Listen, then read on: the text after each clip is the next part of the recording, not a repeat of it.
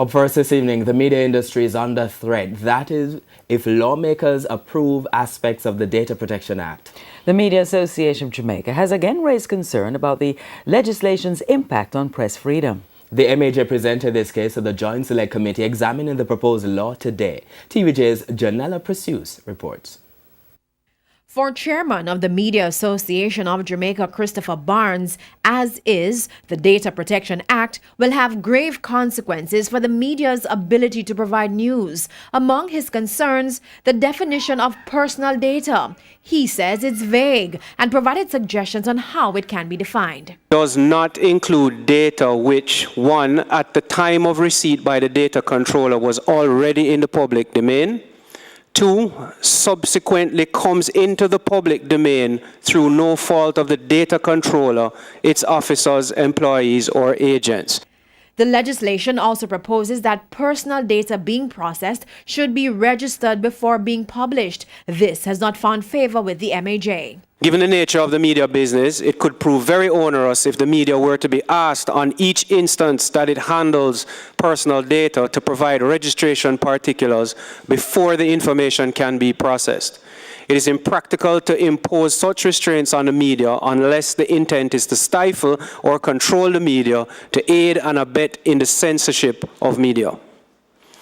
The bill is impractical in its current wording and should not apply to media.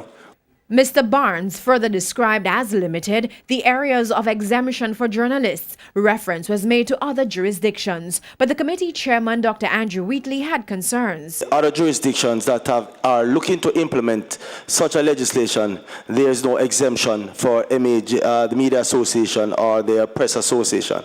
Correct? Correct? What I would say is that they're having challenges. Mr. Barnes, yes or no?